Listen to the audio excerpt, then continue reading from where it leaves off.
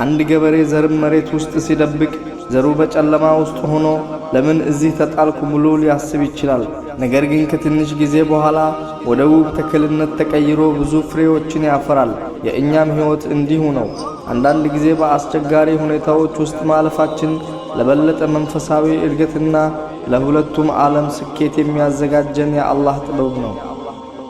ሰላሙ አለይኩም ወራህመቱላሂ ወበረካቱ።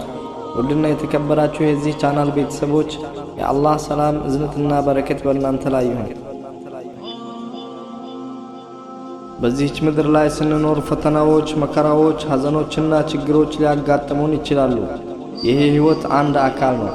አንዳንዴ ነገሮች ከባድ ሲሆኑ፣ መንገዱ የጨለመ ሲመስለን ተስፋ የመቁረጥ ስሜት ሊሰማን ይችላል። ልባችን ሊደክም፣ አይኖቻችን ሊያነቡ ይችላሉ።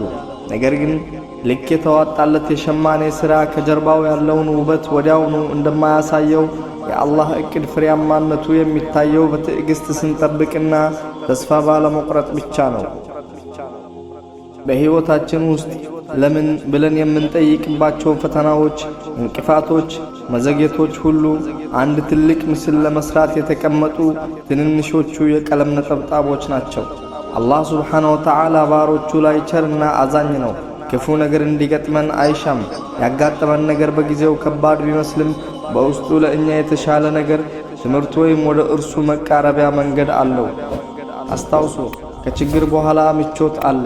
ጨለማው የቱንም ያህል ቢረዝም የንጋት ብርሃን መምጣቱ አይቀርም። ነቢዩላህ አዩብ ዓለይሂ ሰላም ከባድ በሽታና በንብረት መውደም ተፈትነዋል። ነገር ግን ታገሱ፣ አላህንም አመሰገኑ። በመጨረሻም አላህ ከበሽታቸው አድኗቸው ከነበረውም የተሻለ ሰጣቸው። ነቢዩላህ ዩሱፍ ዓለይሂ ሰላም በወንድሞቻቸው ተንኮል ጉድጓድ ውስጥ ተጣሉ፣ በባርነት ተሸጡ፣ በሐሴት ተወንጅለው ታሰሩ። ነገር ግን በሁሉም ሁኔታዎች ውስጥ ትዕግስትን አድርገው በአላህ ላይ ተመኩ። በመጨረሻም አላህ የግብፅ አዛዥ አደረጋቸው። የእኛ ውዱ ነቢይ ሙሐመድ ሰለላሁ ዐለይሂ ወሰለም የዳዕዋ ሕይወታቸው በሙሉ በትዕግስትና በጽናት የተሞላ ነበር። ስቃይ፣ መገለል፣ ጦርነትን አስተናግደዋል። ነገር ግን ተስፋ ሳይቆርጡ የአላህን መልእክት አስተላልፈዋል።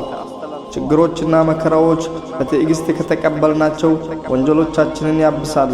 አላህ ተጋሾችን ያለ ሒሳብ እንደሚመነዳ ቃል ገብቷል። በአላህ ውሳኔ መደሰትና መታገስ ውስጣዊ ሰላምን ያጎናጽፋል። ፈተናዎቹን በትዕግስት ማለፍ ጠንካራና የተሻለ ሰው ያደርገናል። የአላህን ውሳኔ ቀደር ማመንና መቀበል ሁሉም ነገር በአላህ ዕውቀትና ፍቃድ እንደሚሆን ማወቅ ያስፈልጋል።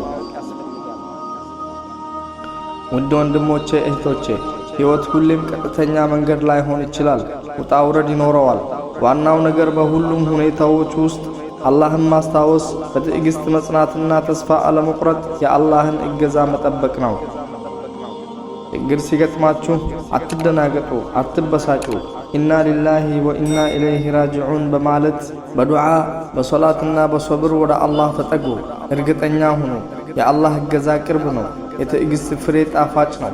የተስፋ ብርሃን ፈጽሞ አይጠፋም። አላህ ሁላችንንም ትዕግስትን፣ ጽናትንና በሱ ላይ መመካትን ይወፍቀን። በዱንያም በአኼራም ስኬታማ ባሪያዎቹ ያድርገን። ወሰላሙ ዐለይኩም ወረሕመቱላሂ ወበረካቱ።